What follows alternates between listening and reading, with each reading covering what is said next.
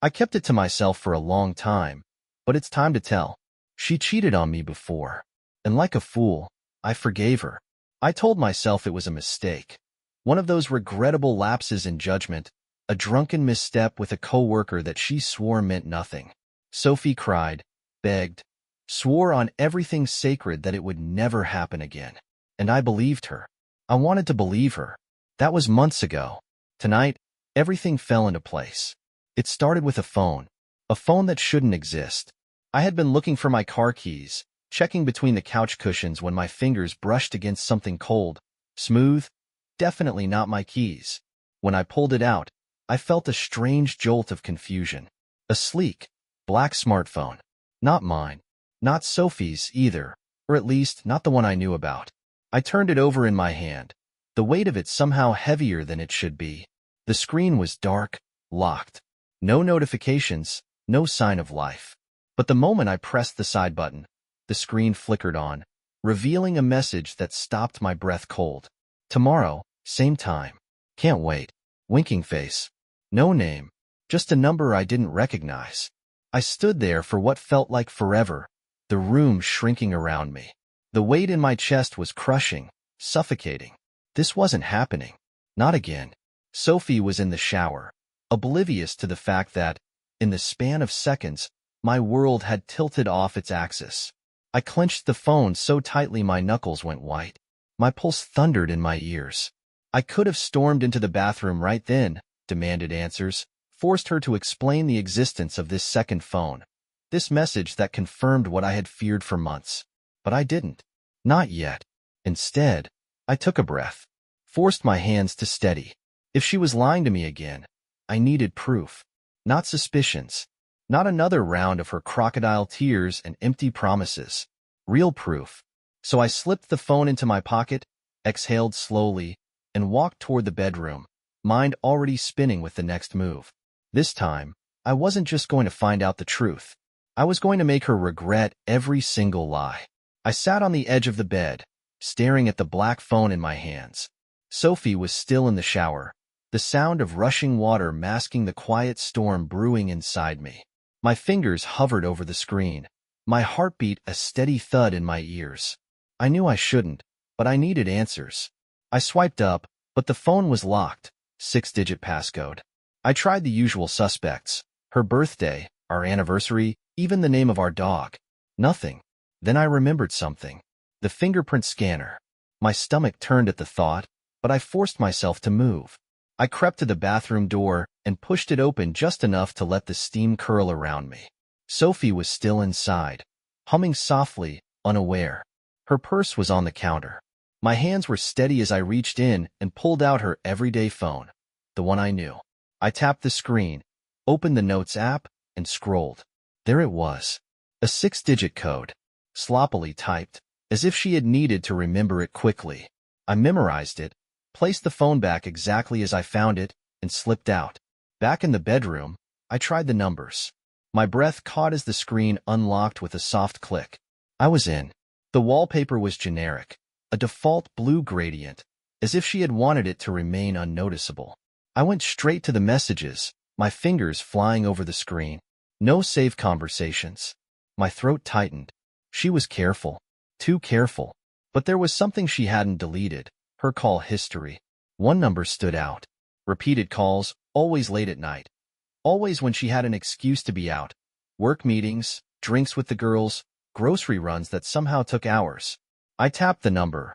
My stomach twisted in knots as the contact screen popped up. No name. Just digits. Before I could think, before I could talk myself out of it, I hit call. The line rang once. Twice. Then a man's voice answered. Hey, beautiful. Couldn't wait until tomorrow? I couldn't breathe. I didn't hang up. I didn't speak. I just sat there, gripping the phone so tightly my fingers ached. The silence must have tipped him off. Sophie, he asked, his tone shifting. I ended the call. The weight of the betrayal settled over me, pressing down on my chest like a cinder block. It wasn't just another suspicion. It wasn't just a misunderstanding. It was real. She was doing it again. But this time, I wasn't just going to confront her. I was going to destroy every single lie she had built around me. By the time Sophie stepped out of the shower, I had already put everything back in place. The secret phone was tucked into my pocket, its weight heavier than it had any right to be. I was sitting on the bed, scrolling absently through my own phone, pretending nothing had changed. Pretending I hadn't just heard another man call my wife beautiful. She walked in wrapped in a towel, her damp hair cascading over her shoulders. She caught my eye in the mirror and gave me a soft smile. "You okay?" she asked, rubbing at the fogged-up mirror with her hand. I forced myself to return the smile. "Yeah, just tired." She turned, stepping closer, her fingers trailing along my shoulder as she leaned down to kiss my cheek. I stiffened before I could stop myself. She noticed. "What's wrong?" Her brows knit together in concern. "A perfect performance." I exhaled, shook my head. "Nothing. Just a long day." She hesitated for a second before shrugging, like she had decided it wasn't worth pushing. Then, as if on cue, she picked up her phone, the one I was supposed to know about. And I watched her. She opened her messages, thumb hovering over the screen, before quickly swiping something away, deleting something. Then she typed. I leaned back, stretching like I wasn't paying attention, but I saw the movement of her fingers. It was a short message, a single sentence, and then, send. She turned back to me with that same easy smile. "I'm starving. Want to order something?" Like nothing had happened. Like she hadn't just sent a message to him. I wanted to confront her right then, wanted to throw the phone at her feet and watch her struggle to explain herself. But no, not yet. I smiled, nodded. "Yeah, sushi?" She beamed. "Perfect." And just like that, she slipped back into the role of my loving wife. But I wasn't her fool anymore. That night, while she slept beside me, I did something I never thought I'd do. I took the secret phone and sent a message to him. Change of plans. Meet me tomorrow at noon instead. Same place. Then I turned over, draped an arm around Sophie's waist like nothing was wrong, and whispered, "Sweet dreams, baby." Tomorrow, I was going to meet the man my wife had been sleeping with, and I was going to make sure neither of them ever saw me coming. The next morning, Sophie woke up tangled in my arms, stretching with a sleepy smile. I kissed her shoulder, murmuring a soft morning against her skin, playing my part perfectly. She had no idea I was about to turn her world upside down. Over breakfast, she scrolled through her phone, laughing at something on social media. Not a care in the world. If I hadn't found that second phone, I would have believed everything was fine. But I knew the truth now. I checked my watch. 11:30 a.m. The man, her man, was expecting to meet her at noon. He had no idea I was coming instead. I stood from the table. "I've got some errands to run," I said casually. She barely looked up from her phone. "Okay, babe. Love you." The words were so easy for her. I smiled. "Love you too." Then I walked out the door, gripping the secret phone in my pocket. I arrived 10 minutes early, parking my car across the street from the small cafe Sophie had been using as her meeting place. A safe, neutral space. Perfect for an affair. I waited, scanning the crowd until I saw him. Tall, confident, a well-fitted suit, the kind that screamed wealth and importance. His hair was slicked back, and his watch probably cost more than my car. My stomach twisted with rage. This was the man she had chosen? I clenched my fists but forced myself to stay calm. I couldn't lose control. Not yet. At exactly noon, he took a seat at an outside table, his eyes flicking around, expecting her. Instead, I stepped out of my car and walked toward him. His gaze lifted as I approached, his expression shifting from anticipation to confusion. "Hey," I said, dropping into the chair across from him like we were old friends. He blinked. Do I know you?" I leaned forward, resting my elbows on the table. "You should. You've been fucking my wife." The color drained from his face. For the first time, I saw the cracks in his perfect, polished exterior. He opened his mouth, then closed it, at a complete loss for words. I smiled coldly. "Surprised?" He swallowed hard, glancing around as if looking for an escape. "Listen, man, I think there's been a misunderstanding." I laughed. "Misunderstanding? No, I don't think so. See, Sophie isn't here today. It's just me." and we're going to have a little chat.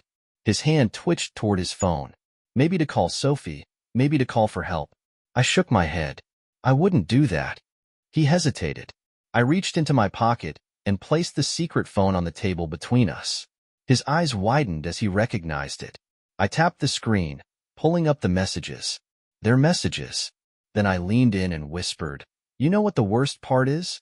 You're not even the first." His face twisted in confusion. "What?" I smirked. "She did this before. With another guy. And she cried. She begged. She swore it was over. And guess what? I forgave her. Like an idiot." I exhaled slowly, letting my next words sink in. But now, here we are again. He sat back in his chair, running a hand through his hair. "Shit." "Yeah," I said. "Shit." I let the silence stretch between us, letting him feel the weight of what he had done. Finally, he looked at me, guilt flashing across his face. "I didn't know, man.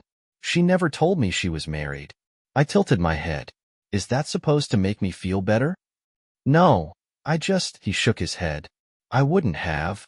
But you did." My voice was calm. Too calm. "And now, you're going to help me." His brows furrowed. "Help you?" I picked up the phone, scrolling to the most recent message from him. Then I turned the screen toward him. "I want you to text her. Right now." He hesitated. "What do you want me to say?" I smiled, my mind already 10 steps ahead. "Tell her you need to see her tonight. Tell her it's important." Because when Sophie walked into that meeting, expecting him, she was going to get both of us. And then, she was going to learn exactly what happens when you lie to the wrong man. He stared at me like I was crazy. "You want me to text her?" he repeated, his voice low, uncertain. "That's right," I said, keeping my voice calm. "Tell her you need to see her tonight. Make it sound urgent. Make sure she comes." He hesitated, glancing around as if looking for an escape. Maybe he thought I was about to lose it. Maybe he thought I'd lunge across the table and break his nose. But I wasn't going to give him that satisfaction. Not yet. "Look," he finally said, rubbing his temples. "I didn't know she was married, all right? If I had, I never."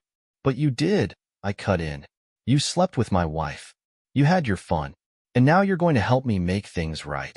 His throat bobbed as he swallowed. I could see the gears turning in his head, weighing his options. He could refuse. He could walk away. But he didn't. With a slow, resigned breath, he pulled out his phone. "What do you want me to say?" I leaned back in my chair, watching him. "Tell her you need to see her. Tonight. Tell her you've been thinking about things, and it's important. Make sure she comes to meet you." He stared at the screen for a moment, then started typing. I watched every movement of his thumbs, every hesitation in his breath. When he was done, he turned the screen toward me. "Hey, I need to see you tonight. It's important. Been thinking a lot. Same place, 8 p.m. Simple. Direct." I nodded. "Send it." He pressed the button. Now, we waited. We didn't have to wait long. A few minutes later, his phone buzzed. He flipped it over, his face hardening as he read the response. "Her. You okay? This sounds serious." I smirked. Of course, she was worried. Not because she felt guilty, but because she was trying to figure out if her little double life was about to crumble. "Tell her you're fine," I said. "Just make it sound personal. Like you really need to talk." He hesitated, then typed. "I'm fine. Just been thinking. I need to see you. Please." Another pause. Another buzz. "Her. Okay. I'll be there." I let out a slow breath. She had no idea what was coming. That night, I arrived early. The cafe was dimly lit. The kind of place where people whispered over overpriced wine, where conversations got lost in the low hum of jazz playing from the speakers. I took a seat at a corner booth, my back against the wall, where I could see everything. The other man, was already there, nursing a drink, his shoulders tense. He hadn't wanted to come, but I'd made it clear that this wasn't up for debate. "You really think this is a good idea?" he muttered, stirring the ice in his glass. "I think it's a necessary idea," I said coolly. "She's been playing both of us. It's time she realizes we're not idiots." He exhaled through his nose, running a hand through his slicked back hair. "I just don't want drama, man." I gave him a dry smile. Oh, there will be drama. And then, at exactly 8:07 p.m., the door opened. Sophie walked in. My heart didn't race. My hands didn't shake. I just watched. She scanned the room, searching for him, her lover, her secret. And then she saw him sitting at the table. A small, relieved smile crossed her lips as she started toward him. And then she saw me. The moment her eyes locked onto mine, everything changed. Her steps faltered. Her face lost all color. It was like watching a house of cards collapse in real time. I leaned back in my seat, savoring the moment. Hey, sweetheart. She froze. Her eyes darted between us, wild, panicked, looking for an escape that didn't exist. The other man cleared his throat, rubbing the back of his neck, shifting uncomfortably in his chair. I let the silence stretch, let her feel the weight of it. Then I motioned to the empty chair across from me. Sit down, I said. Sophie didn't move. Sit, I repeated, my voice sharper now. Slowly, hesitantly, she walked over and sank into the chair. Her hands were clasped together in her lap. She looked at me, then at him, and finally back at me.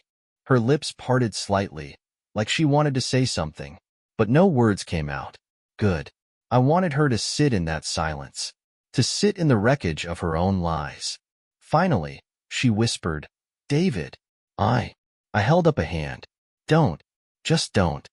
She shut her mouth, her jaw tightening. I exhaled slowly, placing the secret phone on the table between us. Her eyes flicked to it instantly. Recognition. Fear. You dropped this, I said, tapping the screen. She swallowed hard. I don't know what. Save it, I interrupted. I know everything. Her breath hitched. How long? I asked, my voice low, dangerous. How long have you been doing this? Her gaze dropped to the table. David, please, can we? How long, Sophie? Her shoulders jerked at the force of my voice. The cafe wasn't silent, but it might as well have been. Finally, in a voice so small I almost missed it, she whispered, 6 months. 6 months. 6 fucking months. I nodded, letting the number roll around in my mind. The other man, her lover, closed his eyes, exhaling a curse. He had nothing to say, nothing that would make this better. You swore it was over, I said, my voice shaking with something dark, something primal. You cried, you begged. You told me you made a mistake, and I believed you. She opened her mouth, but I wasn't done. And the whole time we were fixing our marriage, you were just moving on to the next guy? Tears welled in her eyes, but I didn't care. Not anymore. You could have left, Sophie, I said, my voice quieter now. You could have told me you didn't love me anymore. But instead, you stayed. You lied. You humiliated me. A tear slipped down her cheek. David, No, I said. No more excuses. No more lies. I stood up, slipping something from my pocket and tossing it onto the table. Her wedding ring. She gasped, covering her mouth with her hands. You don't get to have both lives, Sophie, I said, my voice eerily calm. You don't get to play the devoted wife while sneaking around with him. I turned to her lover. And you? I let out a dry chuckle. You're just as much of a fool as I was. He sighed, rubbing his temple. Yeah, I am. I looked back at Sophie one last time. I hope he was worth it, I said. Then I walked out, leaving her sitting there, broken, exposed, drowning in the ruins of her own betrayal. I walked out of that cafe without looking back. Outside, the night was cold, the air sharp against my skin. But inside, I felt nothing. No relief, no anger. Just a hollow emptiness where my love for Sophie used to be. I didn't go home. I couldn't. Instead, I drove aimlessly through the city, my grip tight on the steering wheel, my mind replaying every moment of that confrontation. The look on Sophie's face, the way her lips trembled as she searched for an excuse, a way to fix what she had shattered. But there was no fixing this. Not this time. At some point, I found myself parked outside an old bar I hadn't been to in years. A place I used to visit before Sophie and I got serious, back when I still had friends who weren't just our friends. before my life had been tangled up in hers. I stepped inside, welcomed by the familiar scent of whiskey and old wood. The bartender barely glanced at me as I slid onto a stool, my hands still unsteady from the night's events. What'll it be? Whiskey. Neat. The glass hit the counter moments later. I downed it in one swallow, barely feeling the burn. I pulled out my phone, scrolling through old messages, looking for someone, anyone, to talk to. But who? Most of my life had been built around Sophie. Our friends, our routines, our shared everything. And now? Now, all of it felt like a joke. Then, my phone buzzed. I stared at the screen. Sophie. I let it ring. Then another text came through. Sophie, David, please, come home. We need to talk. I exhaled sharply, shaking my head. Talk? Talk about what? The fact that she had been screwing someone else while I was trying to repair our marriage? The fact that she had stood in front of me, tears in her eyes, and told me she loved me while planning her next betrayal? No, I wasn't going home. Not tonight. I shoved my phone into my pocket and signaled for another drink. But just as the bartender poured, another voice spoke from behind me. Rough night? I turned. A woman stood there, dark hair falling over one shoulder, a knowing look in her eyes. She wasn't smiling, but there was something in her expression, something like recognition, like she knew exactly what kind of night I was having. Something like that, I muttered, turning back to my drink. She slid onto the stool beside me, ordering her own whiskey. You look like you just walked away from a car crash. I let out a dry laugh. Close enough. She didn't press for details. Instead, she clinked her glass against mine. To survival. I studied her for a moment before nodding. To survival.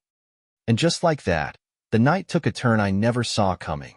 I should have gone home, but I didn't. Instead, I sat in that dimly lit bar with a stranger, trading drinks and silence, both of us avoiding the questions neither of us wanted to answer. She didn't ask my name, and I didn't ask hers. She just sipped her whiskey, eyes focused on something distant, like she was running from something too. You don't look like the type who drinks alone, she said finally, swirling the amber liquid in her glass. I scoffed. I didn't used to be. She raised an eyebrow. Let me guess. Woman trouble? I exhaled a short laugh, shaking my head. Something like that. She nodded as if she already knew. She cheated. It wasn't a question. I looked at her then, really looked at her. There was no pity in her expression, no judgment, just quiet understanding. Yeah, I admitted. Twice. Her lips curled into something that wasn't quite a smile. Then you're either an optimist or a masochist. Maybe both, I muttered, downing the rest of my drink. She tapped her fingers against her glass, watching me. So what now? You drown your sorrows in whiskey and pretend it doesn't hurt? I let out a slow breath. No. Her head tilted slightly. Then what? I looked at her. At the way she held herself, calm, confident, like someone who had already walked through fire and survived. I don't know, I admitted, but I'm done being played. For the first time that night, she smiled. A real smile. Good, she said, finishing her drink. Because women like her? They don't deserve men like you. I should have left then, paid my tab, walked out, and faced the mess waiting for me at home. But instead, I found myself saying, another round? She smirked. Thought you'd never ask. And just like that, I let myself fall into something reckless, something dangerous, something that felt a hell of a lot like freedom. The drinks kept coming. I don't remember who leaned in first. Maybe it was me, pulled in by the warmth in her eyes, the way she looked at me like I wasn't some broken man drowning in betrayal. Maybe it was her, sensing the need for escape, the desire to forget, even just for one night. All I knew was that at some point, the space between us disappeared. Her fingers brushed against mine. A small touch, barely noticeable. But I noticed. I felt it like a spark against dry kindling, like something waiting to catch fire. And maybe I wanted it to. I was tired of being the fool. I was tired of being the man who forgave, who believed in promises that were nothing but lies.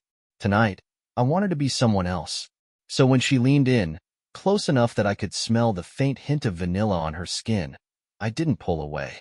Her voice was barely a whisper. Come with me. I should have said no.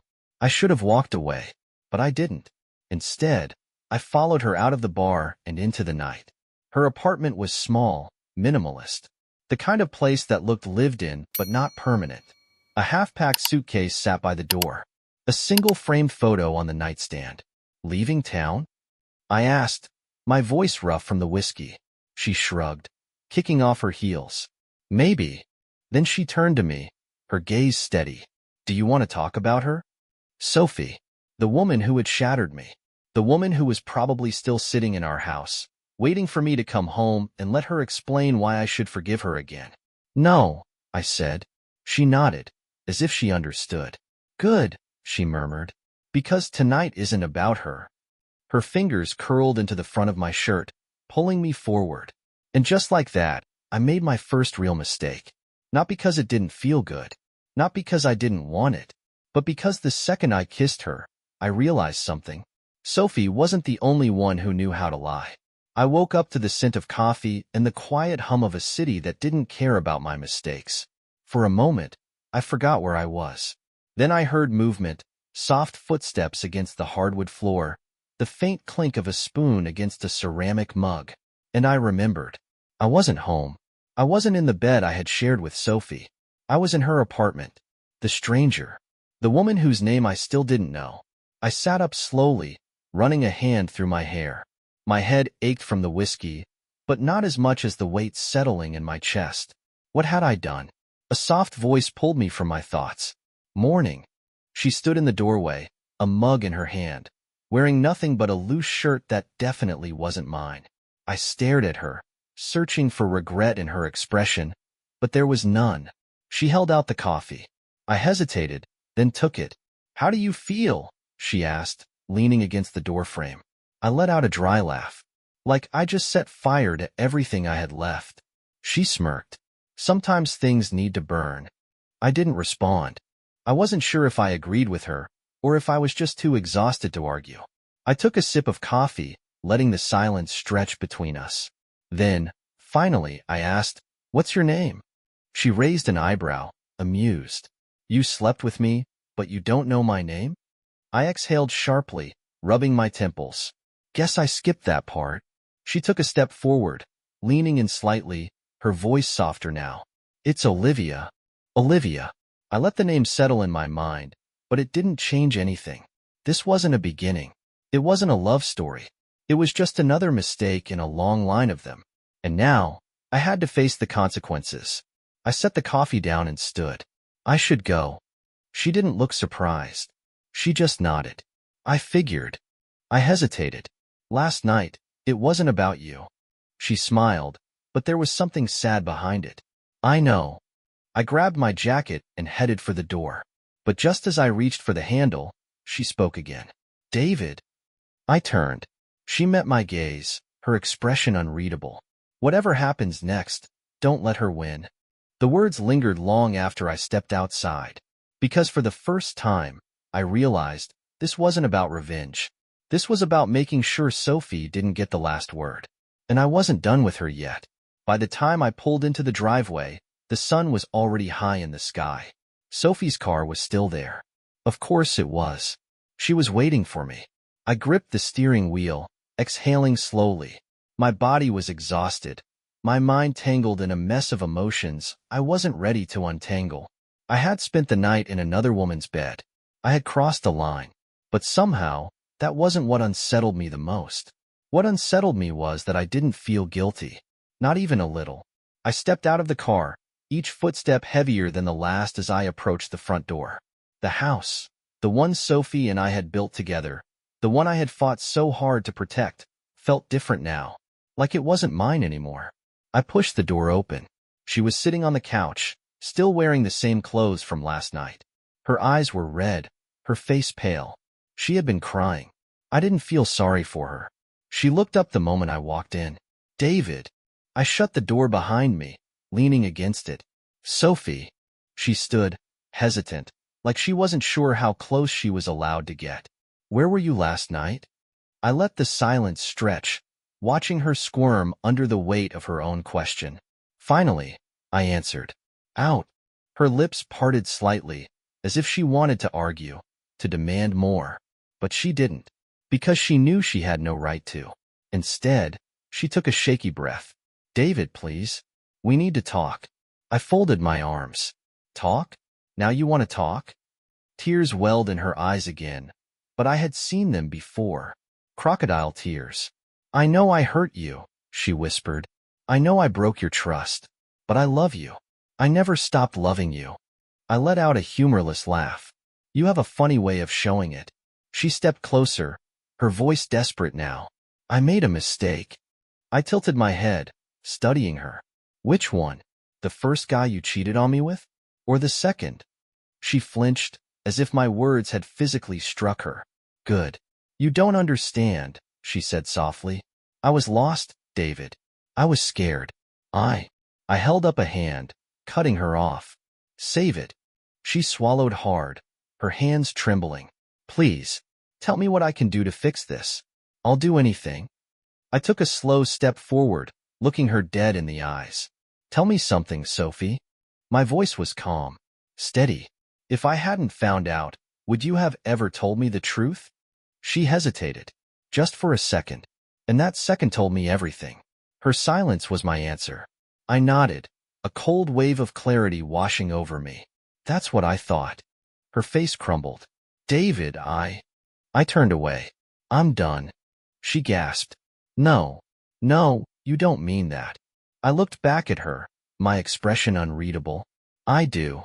She shook her head violently, her tears falling freely now. Please, I'll prove it to you. I'll do whatever it takes to fix us. I sighed, rubbing my temples. You don't get it, do you? There is no us anymore. You killed at the moment you decided I wasn't enough. She reached for me, but I stepped back. I'm filing for divorce. The words hit her like a slap.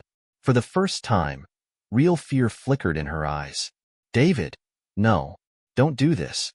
Please, we can fix this. I shook my head. No, Sophie, you broke this. And I'm done trying to fix something that was never real to begin with. She sobbed, shaking her head, but I didn't stay to comfort her. I turned and walked toward the stairs. She called after me, her voice cracking. Where are you going? I didn't stop. To pack. Because this was over. For good. Packing was easier than I expected. There was no hesitation, no second-guessing. Just the quiet, mechanical act of throwing my life into a suitcase. Shirt, jeans, shoes, the essentials. Everything else? She could keep it. The house, the furniture, the memories, weighed down with the stench of betrayal. None of it mattered anymore. I zipped up the suitcase, took one last look around the bedroom we had once shared, and walked out. Sophie was waiting for me at the bottom of the stairs. Tear-streaked face, wrung hands. She looked small, defeated, but I felt nothing. David, she whispered, you don't have to do this. I tightened my grip on the suitcase. Yeah, I do. She stepped forward, desperation in her eyes. Please, just give me one more chance. I swear. I'll spend the rest of my life making this up to you. I exhaled slowly, shaking my head. I don't want an apology, Sophie. I don't even want revenge. I met her gaze, my voice steady. I just want my life back. A fresh tear rolled down her cheek. I love you. I let out a quiet laugh. Not because it was funny, because it was tragic. You don't love me, I said, voice calm. You just hate losing. Her face crumbled. I walked past her, toward the door. She didn't try to stop me. She just stood there, watching as I left. When I reached my car, I threw my suitcase in the trunk, slid into the driver's seat, and exhaled. I waited for regret to come. It didn't. Instead, there was only relief. I started the engine, gripping the steering wheel, staring at the road ahead. For the first time in years, I wasn't looking back. I drove for hours, with no destination in mind.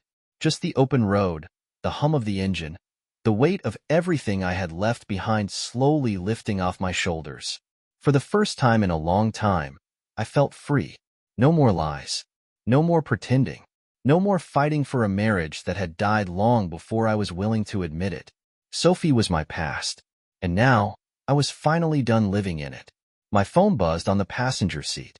I glanced at the screen. Unknown number. I hesitated, then picked it up. Hello? A familiar voice.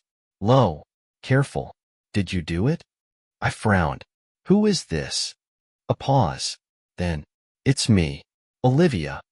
I leaned back in my seat, running a hand over my jaw. Of course it was her. The woman who had been there the night I decided to let go. The woman who had reminded me what it felt like to be something other than a fool. Yeah, I said finally. It's done. A beat of silence. Then, good. I waited, but she didn't say anything else. So I asked the question that had been sitting in the back of my mind since I walked out of Sophie's life. Why do you care? This time, she did laugh. A quiet, knowing sound. Because I've been there, David. I know what it's like to be the one left in the dark. The one who loves too much. Forgives too much. But you? A small pause. You finally did what I couldn't. I swallowed, unsure what to say. Then, her voice, softer now. So what happens next? I looked at the road ahead, the endless stretch of possibility, and for the first time, I smiled. I guess we'll see. The line went dead, and I kept driving, leaving the wreckage of my past in the rearview mirror, where it belonged. Because Sophie had betrayed me twice. But I was done betraying myself. The end. If you like this story, please like and subscribe to the channel.